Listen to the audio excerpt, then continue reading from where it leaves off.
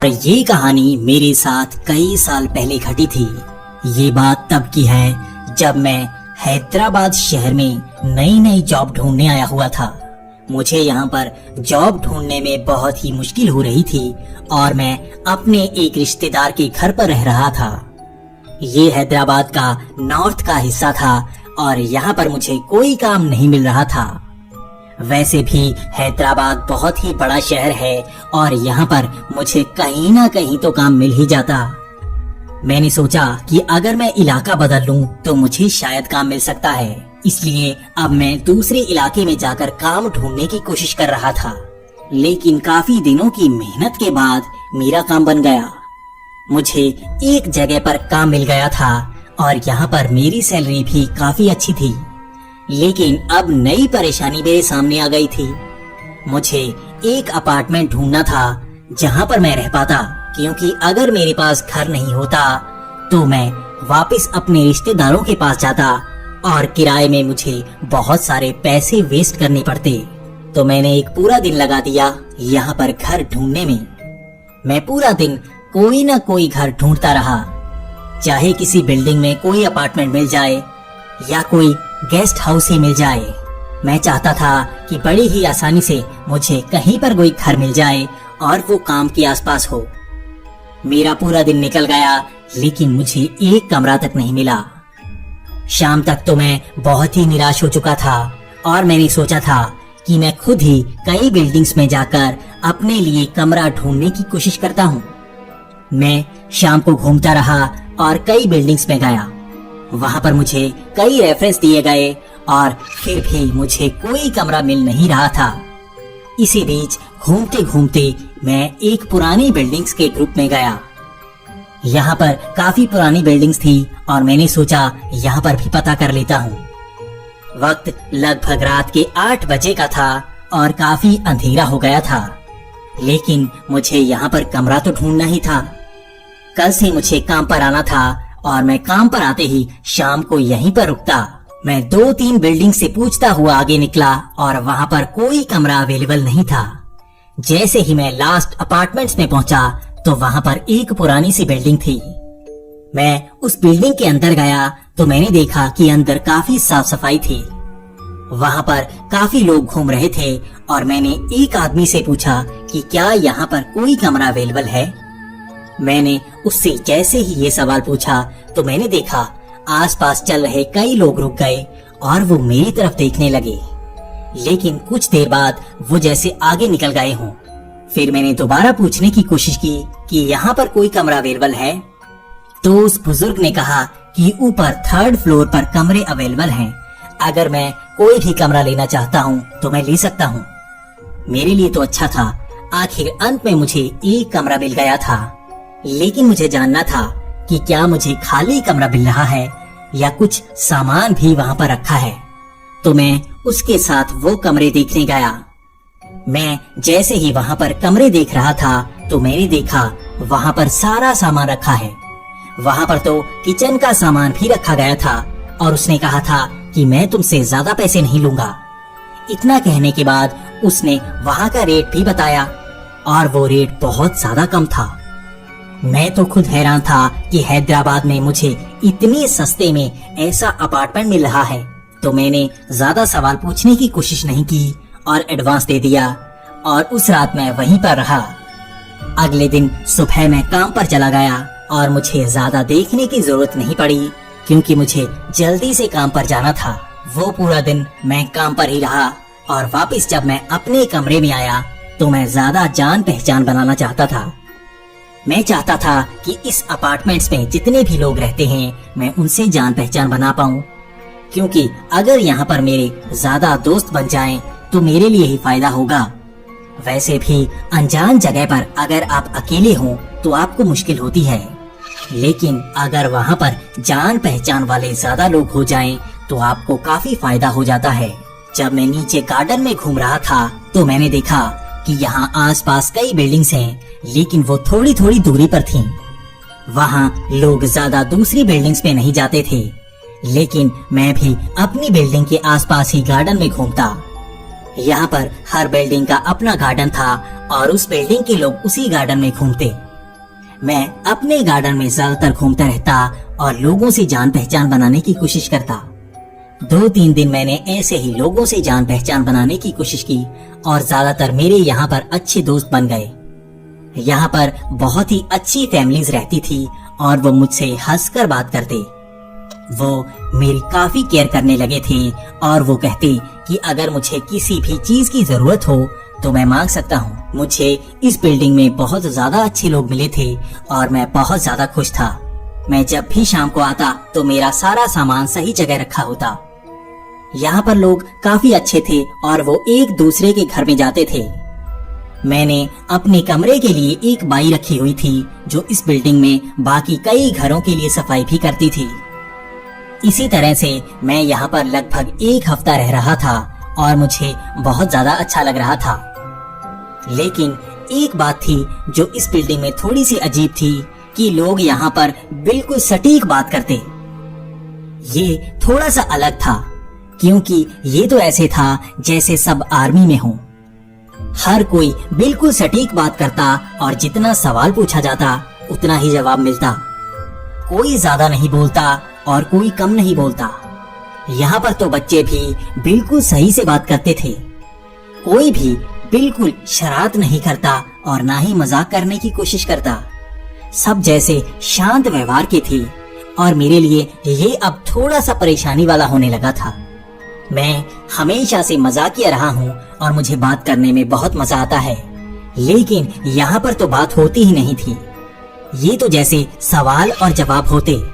मैं जितना पूछता मुझे उतना ही जवाब मिलता और सामने से मुझे कभी कोई सवाल नहीं आता। ये मेरे लिए काफी हैरानी की बात थी कि लोग कैसे हैं, ये कोई सवाल पूछते ही नहीं।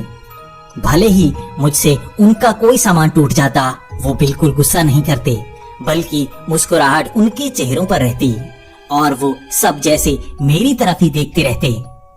हर किसी को शायद मैं ही पसंद था और शायद मैं इतना हैंडसम था कि वहाँ पर लड़कियां भी मेरी तरफ ही देखती रहती। मैं शुरू में तो कंफर्टेबल था, लेकिन लगभग 10 से 15 दिन बाद मुझे थोड़ा सा अजीब लगने लगा था। मुझे अपने कमरे में भी ऐसा एहसास होता जैसे हर कोई मेरी तरफ देखता ही रहता। मुझे थोड़ा सा डर लगने लगा था, जैसे कि मुझे अपने शरीर में कोई कॉम्प्लेक्स होने लगा था। मुझे लगता जैसे मेरे बाल बिखरे हुए हैं और मेरे कपड़े सही नहीं हैं, इसीलिए सब मुझे घूर रहे हैं। लेकिन मैं थोड़ा सा घबराता और मैं यही सोचता कि यहाँ पर लोगों का ऐसा ही व्यवहार होता होगा, तो मैं इसके बारे में ज्यादा सोचने की कोशिश नहीं करता। लेकिन मुझे थोड़ा सा ऑकवर्ड फील होने लगा था। 15 दिनों में मेरे ऐसे ही हालात थे। लेकिन सबसे बुरा हाल तो ये था कि मुझे अब रात को नींद नहीं आती थी। मैं सारी रात कमरे में घूमता रहता और मुझे ऐसा लगता जैसे सब मेरी तरफ घूरते जा रहे हैं। मैंने ऐसा एहसास कभी नहीं पाया था और मैं हमेशा सोचता रहता कि आखिर ऐसा कैसे होता है। जैसे जैसे दिन आगे बढ़ रहे थे वैसे वैसे मेरी नींद उड़ती जा रही थी। इसका असर भी मेरे शरीर पर बहुत ज्यादा पड़ने लगा था। मैं अब कमजोर होने लगा था और मेरी आंखों के नीचे भी काले गड्ढे होने लगे थे। मुझे काम पर सब चिढ़ाते कि मैं कैसे कमजोर होता जा रहा हूँ, जबकि मेरी ये पहली नौकरी काफी अच्छी थी और मैं सारे पैसे कहाँ पर उड़ाता हूँ। ये सवाल मेरे काम पर हर कोई मुझसे पूछता। मैं ना तो ड्रिंक करता ना ही सिगरेट पीता, फिर भी ऐसी सेहत देखकर हर कोई मुझ पर हंसता। मुझे भी समझ नहीं आती कि मेरी सेहत खराब कैसे हो रही है, लेकिन मेरे पास एक जवाब होता कि शायद मुझे नींद कम आती है इसलिए ऐसा होता होगा। मैं अब रात को 12 से 1 बजे बिल्डिंग से बाहर आता और गार्डन में घूमने की कोशिश करता। मैं सोचता कि रात को अगर मैं बाहर घूमूंगा और खुली हवा में जाऊंगा तो शायद मुझे नींद आ जाए, लेकिन यहाँ पर भी कुछ नहीं होता। मैं बाहर घूमता रहता और मुझे नींद नहीं आती। मेरी बिल्डिंग से भी कई लोग यहाँ पर गार्डन में घूमने आते और मैं देखता कि हर कोई रात के लगभग 2 से 3 बजे तक घूमते ही रहते। मैं भी 3 बजे तक घूमता और वापस कमरे में आ जाता। अगर मुझे 3 बजे तक नींद नहीं आई तो बाद में क्या आएगी। मैं वैसे भी थक जाता था, लेकिन मैं देखता कि वो भी 3 बजे तक घूमते ही रहते। और जब मैं वापस आ जाता तब भी वो लोग घूमते ही रहते। शायद वो बाद में भी घूमते ही रहते होंगे। ये नींद का किस्सा मेरे लिए बहुत ही परेशानी करने लगा था। मैं तो हर रोज यही सोचता कि कैसे मुझे नींद आ जाए, लेकिन ये नींद मुझे ज्यादा परेशान करने लगी थी। रात को मुझे नींद आती नहीं थी और काम पर मुझे नींद चढ़ी रहती। वहां पर तो ऐसे हाल होते कि जैसे मुझे कभी भी नींद आ जाएगी। मेरे साथ काफी बुरा होने लगा था, क्योंकि मैं कभी कभी प्रेजेंटेशन देता तो मुझे वहीं पर नींद आ जाती। मैं बार बार कॉफी का कप उठाता ही रहता और सारे मुझसे यही पूछते कि मैं सारा दिन कॉफी पीता क्यों रहता हूँ। लेकिन मेरे पास एक ही जवाब होता कि मुझे नींद आ रही है, मैं नींद को भगाने के लिए कॉफी पीता हूँ। ऑफिस में बस हर तरफ मेरी ही चर्चा रहती कि मैं कैसा हूँ। मुझे सारा दिन नींद चढ़ी ही रहती है और साथ वाले लड़के मुझे यही चिढ़ाते कि क्या मेरी कोई गर्लफ्रेंड है, क्या मैं उसके साथ सोता हूँ जिसलिए मुझे नींद नहीं आती। लेकिन मेरे पास उनके सवालों के जवाब नहीं होते, क्योंकि मेरे पास अपने सवालों के जवाब खुद नहीं थे। आखिर मुझे नींद आती क्यों नहीं है? यहाँ पर मुझे किस चीज का डर है? मुझे यहाँ पर कोई भूत प्रेत नहीं दिखे हैं, मुझे यहाँ पर किसी तरह का कोई एहसास नहीं हुआ है, लेकिन मुझे नींद आती क्यों नहीं है? क्या यहाँ पर कुछ अलग है? अब मुझे इसका निपटारा करना था और मुझे खास तौर पर डॉक्टर के पास जाना था। आखिर मुझे नींद आती क्यों नहीं है? मेरा सवाल यही था और डॉक्टर मेरे सामने बैठा था। डॉक्टर मेरी आंखों में देख रहा था कि मेरी आंखों में कितनी नींद है। डॉक्टर मुझसे जानना चाहता था कि तुम सोते क्यों नहीं हो। मैंने डॉक्टर को कहा कि मुझे रात को नींद आती नहीं और ऑफिस में मुझे इतनी नींद आती है कि मैं उसे कंट्रोल नहीं कर पाता। मेरा वजन 80 किलो से 60 किलो हो गया था और मैं बहुत ही कमजोर हो चुका था। डॉक्टर भी जानना चाहते थे कि मुझे नींद की ये बीमारी कब से है। तो मेरा जवाब यही था कि मैं जब से इस बिल्डिंग में रहने लगा हूँ तब से मुझे ऐसी ही नींद की बीमारी हो गई है कि मुझे नींद आती ही नहीं। तब डॉक्टर ने खास तौर पर मेरी जांच करनी चाहिए। उसने मुझे एक कमरे में बिठा दिया और कहा कि यहाँ पर अगर तुम्हें नींद आती है तो तुम सो सकते हो। मेरे सामने एक टीवी लगाया गया था जिस पर बहुत ही पुरानी मूवी आ रही थी। मैं इस मूवी को पहचान गया था। ये उस साल की सबसे घटिया मूवी थी और इसे पूरा कोई नहीं देख पाता, लेकिन वो मेरे सामने चल रही थी। शायद इससे डॉक्टर मुझे सुनाने की कोशिश करते। मैं उसे देखते देखते कब सो गया मुझे पता तक नहीं लगा। मैं लगभग 6 घंटे बाद उठा हूँगा और ये वक्त लगभग शाम के 7 बजे का था। मैं हैरान था कि आज मुझे नींद आ गई थी। वैसे भी काम पर मुझे नींद तो आती, लेकिन मैं वहाँ सो थोड़ी ना सकता था। घर पर ही सो सकता हूँ और वहाँ पर मुझे नींद नहीं आती। आज मैं छुट्टी लेकर डॉक्टर के पास आया था और मैं लगभग यहाँ पर 6 घंटे सोया था। आज मुझे लगभग 20 दिनों बाद एहसास हुआ था कि नींद से उठने के बाद कितना मजा आता है, सब कुछ कितना अच्छा अच्छा नजर आता है। लेकिन डॉक्टर मुझसे यही सवाल कर रहे थे कि तुम्हें किसी तरह की कोई परेशानी नहीं है, लेकिन तुम सोते क्यों नहीं हो? अगर तुम्हें दिन के वक्त ऐसी नींद आती है तो तुम्हें रात के वक्त भी नींद आती ही होगी, तुम सोते क्यों नहीं? तो डॉक्टर मुझे समझाने लगे कि नींद का ना आना इंसोम्निया होता है। ये एक तरह की बीमारी होती है जिसमें दिमाग स्लीपिंग मोड पर जाता ही नहीं। ऐसे लोग धीरे धीरे पागल होने लगते हैं। लेकिन मैंने तुम्हारी जांच कर ली है, तुम्हें इस बीमारी से पीड़ित नहीं कहा जा सकता, क्योंकि दिन के वक्त तुम्हें नींद आती है, बस तुम्हारी परेशानी रात के वक्त की है। तब डॉक्टर ने कहा कि तुम्हें मैं नींद की गोलियां लिख कर दे देता हूँ, इससे तुम्हें पक्का नींद आ जाएगी और तुम्हें बस घर पर जाते वक्त ही एक गोली खा लेनी है और वहाँ पर लेट जाना है। आधे घंटे या 1 घंटे में तुम्हें नींद आनी शुरू हो जाएगी। मैंने ऐसा ही किया। पहला दिन था और मैंने वो गोली खा ली। खाना खाने के बाद मैंने गोली खाई और उसके ऊपर से पानी पी लिया और मैं अपने पलंग पर लेट गया। मैं सोने की कोशिश कर रहा था। मुझे पता था आज मैंने मेडिसिन ली है और मुझे नींद आएगी, लेकिन मुझे ये यकीन था कि जो रोज होता है वैसा आज भी हो सकता है। मैं ऐसे ही इंतजार कर रहा था और मैंने सोचा क्या मैं वही मूवी लगा लूं। उस मूवी को देखते हुए मुझे नींद आ गई थी। शायद यहाँ पर भी मुझे वही मूवी देखते हुए नींद आ जाए। मैंने सामने मूवी लगा ली। वो मूवी चलती जा रही थी और मैं उसे देखता जा रहा था। मैंने जिंदगी में इतनी घटिया मूवी नहीं देखी थी और यकीन कीजिए वो 3 घंटे की मूवी मैं पूरी की पूरी देख गया। मुझे अब तक नींद नहीं आई थी और मैंने सोचा मैं एक गोली और खा लेता हूँ, हो सकता है डबल डोज से मुझे नींद आ जाए। वो गोली खाने के बाद मैं एक और मूवी देखने लगा और यकीन कीजिए 3 घंटे की मूवी खत्म होने के बाद भी मुझे नींद नहीं आई। वक्त रात के 2 बजे का था और मेरी आंखें ऐसी ही फटी फटी खुली थी। मुझे नींद आ ही नहीं रही थी। आखिर ये क्या परेशानी है कि मुझे नींद नहीं आती? मुझे इसका जवाब चाहिए था, लेकिन डॉक्टर खुद हैरान थे। ये कैसी बीमारी थी जो यहाँ पर आने के बाद मुझे लग गई थी? वैसे भी रात के 2 बज गए थे और मुझे तो नींद आ नहीं रही थी, तो मैंने सोचा आज बाहर घूम कर आता हूँ। मैं धीरे धीरे गार्डन में घूमता जा रहा था और मैंने सोचा कि यहाँ पर लोग मुझे घूरते जा रहे हैं, तो मैं दूसरी तरफ जाकर आता हूँ। मैंने सोचा कि दूसरी बिल्डिंग के गार्डन में अगर घूमूं तो शायद लोग मुझे ऐसे नहीं घूरेंगे। मैं जैसे ही उस गार्डन में गया तो मैं थोड़ा सा हैरान हो गया। वहाँ पर एक भी बंदा मुझे जानता नहीं था, लेकिन वो तो जैसे मेरी तरफ घूरे जा रहे थे। वो सब एक तरफ खड़े होकर बातें कर रहे थे और मेरी तरफ घूर रहे थे। मैं किसी को जानता नहीं था, इसलिए मेरी हिम्मत नहीं हुई किसी को बुलाने की।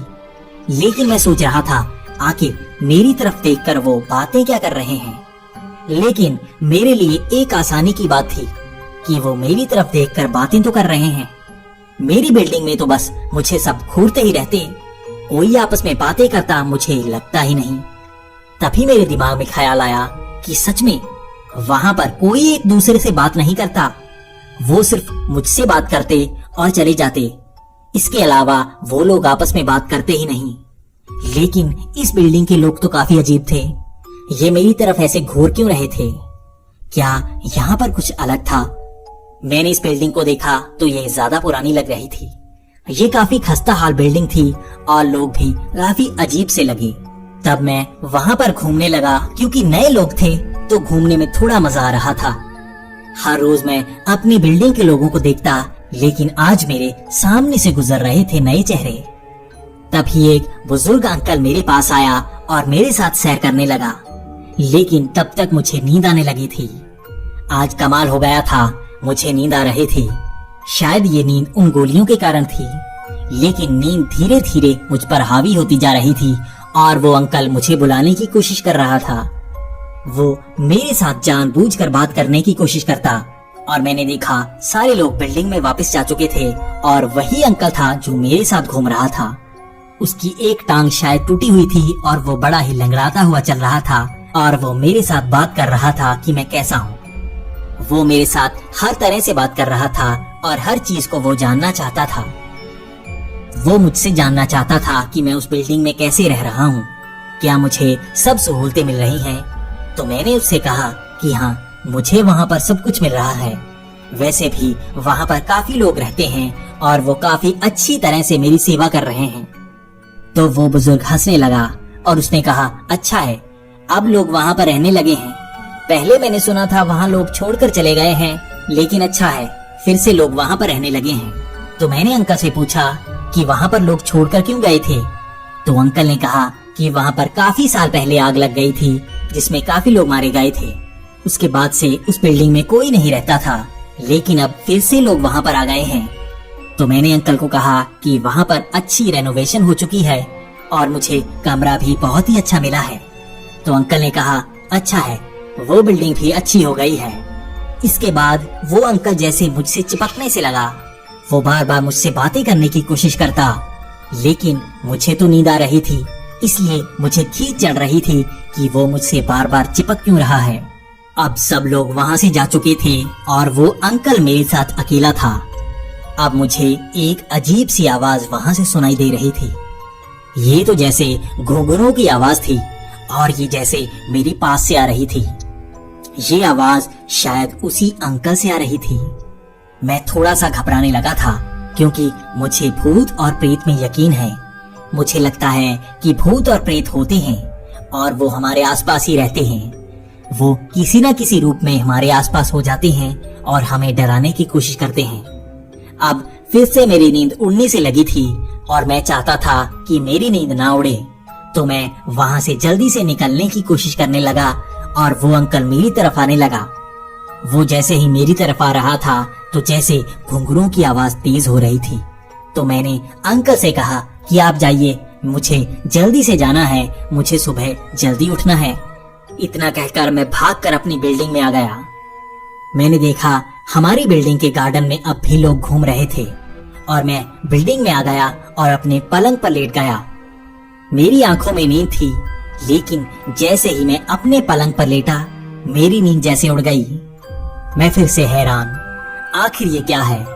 मुझे कभी नींद आती और कभी नहीं आती, और कमरे में आकर तो मुझे नींद आती ही नहीं। आज पहली बार रात को मुझे नींद आई थी और वो भी उड़ गई। अगले लगभग एक हफ्ते तक मैं वो गोलियां खाता रहा, लेकिन रात को मुझे नींद आती ही नहीं। मैं अब अपने काम से छुट्टी भी नहीं ले सकता था, क्योंकि काम में मेरा वैसे भी मन नहीं लगता। वहाँ पर मुझे नींद चढ़ती रहती और डॉक्टर के पास जाने के लिए मुझे छुट्टी की जरूरत थी। ये छुट्टी मुझे मिलती नहीं और मैं डॉक्टर के पास जा नहीं पा रहा था। लगभग 10 दिनों तक मैं वो गोलियां खाता रहा और मुझे नींद नहीं आती। लेकिन कमाल की बात तो ये कि मेरा वजन बहुत तेजी से गिरने लगा था। शायद ये गोलियां मुझे नींद तो दिलाती, लेकिन किसी कारण मुझे नींद आती ही नहीं। इसी कारण मेरा वजन गिरता जा रहा था। अब मेरा वजन लगभग 50 किलो हो गया था और मैं तो ऐसे था जैसे लकड़ियों पर कपड़ा बांधा गया हो। मेरी बाजू बहुत ही पतली हो चुकी थी और मेरी जांघें बाजुओं के बराबर ही हो चुकी थी। मैं तो सूखा हड्डियों का कंकाल हो गया था, लेकिन उस बिल्डिंग में सब लोग अजीब तरह से व्यवहार करते। वो तो कहते कि मैं बहुत ही सुंदर हूँ और बहुत अच्छा दिखता हूँ। वहाँ पर लड़कियां भी मुझ पर लाइन मारती और तब मुझे लगता ही नहीं कि मैं पतला हो रहा हूँ। मुझे तो लगता जैसे मैं पहले जैसा ही हूँ और वो लड़कियां जानबूझकर जैसे मेरे पास आने की कोशिश करती। उस बिल्डिंग की हर लड़की मुझ पर लाइन मारती थी। मुझे लगता कि जैसे मेरा वजन कम हुआ ही नहीं और मेरा चेहरा खूबसूरत ही है, लेकिन आईने में देखकर मेरा चेहरा जैसे कंकाल सा लगता। एक 80 किलो का इंसान अगर 50 किलो का हो जाए तो कैसा होगा? मेरा कद भी 6 फुट का है, तो आप सोच सकते हैं 6 फुट का लड़का अगर 50 किलो का हो तो वो कैसा दिखता होगा। ये संडे का दिन था और मेरा एक रिश्तेदार हैदराबाद आया हुआ था। उसने मुझे फोन किया कि मेरे साथ मिलना है। मुझे एक रेस्टोरेंट में बुलाया गया और मैं वहां पहुंच गया। वहां पर जब उसने मेरी तरफ देखा तो वो हैरान हो गया। उसने मुझे एक ही सवाल किया कि तुमने अपना हाल क्या बना लिया है? क्या तुम नशे करने लगे हो? क्या तुम्हारे साथ कुछ बुरा हुआ है? उसके ये सवाल मुझे चीरते जा रहे थे। मैं भी उससे पूछना चाहता था कि आखिर वो ऐसा क्यों कह रहा है। तो उसने कहा कि तुम्हारा हाल तो देखो, इतने पतले तुम कैसे हो गए? क्या तुम खाना नहीं खाते? तुम्हारा ये हाल कैसा हो गया है? तो मैंने उससे कहा कि मुझे रात को नींद आती ही नहीं। पता नहीं क्यों, लेकिन उस कमरे में मुझे नींद आती ही नहीं। ये काफी हैरानी की बात थी। तो उसने पूछना चाहा कि तुम रहते कहाँ हो, और उसने कहा कि मैं तुम्हारे साथ चलता हूँ, वहाँ से सामान उठाओ और तुम्हें कहीं और जाना होगा। यहाँ पर तो तुम अच्छी तरह से रह ही नहीं सकते। अगर वहाँ पर तुम्हें नींद नहीं आती तो कहीं और चले जाओ। हो सकता है वहाँ पर पाइप लीक हो, इसी कारण तुम्हें नींद नहीं आती। तो मैंने सोचा कि अगर उसकी बात सही हो तो हो सकता है ऐसा ही होगा। हम दोनों अब मेरी बिल्डिंग की तरफ जा रहे थे। हम जब मेरी बिल्डिंग के साथ वाली बिल्डिंग के बीच से निकल रहे थे, तब मैंने देखा सब तरफ लोग मेरी तरफ घूर रहे थे। इसके बाद मेरे रिश्तेदार ने पूछा कि ये सब तुम्हारी तरफ क्यों घूर रहे हैं? ये तो ऐसे घूर रहे हैं जैसे हम एलियन हो। तो मैंने कहा कि यहाँ पर लोग ऐसे ही हैं, ये हमारी तरफ घूरते ही रहेंगे और कुछ करेंगे नहीं। इसके बाद हम जैसे ही मेरी बिल्डिंग के पास आए तो मैं और मेरा वो रिश्तेदार हैरान हो गए। हमारी बिल्डिंग बिल्कुल नई जैसी नहीं थी, ये तो जैसे खस्ता हाल हो गई थी। चारों तरफ आग के निशान और यहाँ पर तो गेट भी जला हुआ था। मैं हैरान हो चुका था। आखिर ये कैसे हो सकता है? मैं यहीं पर तो रहता हूँ, यहाँ पर तो ऐसा हाल नहीं था। मैं चारों तरफ देखने लगा, कहीं मैं गलत बिल्डिंग में तो नहीं आ गया। लेकिन ये बिल्डिंग तो सही थी, यहाँ पर कुछ तो गलत हुआ है।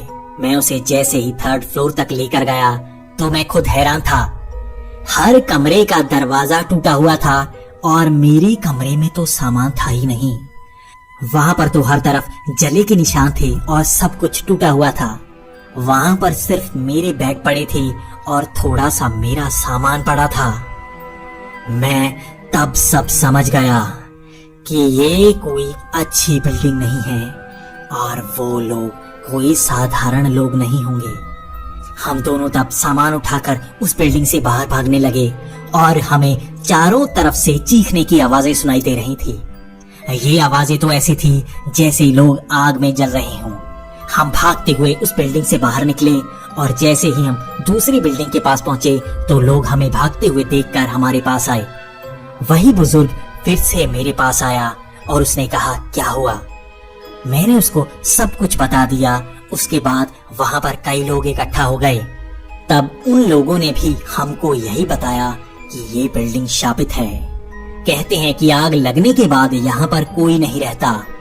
यहाँ पर लगभग 400 लोगों की मौत हुई थी। तब से यहाँ पर कई भूत प्रेत दिखते हैं। इसी कारण जब इस बिल्डिंग से कोई हमारी तरफ आता है तो हमें यही लगता है कि ये कोई भूत या प्रेत होगा।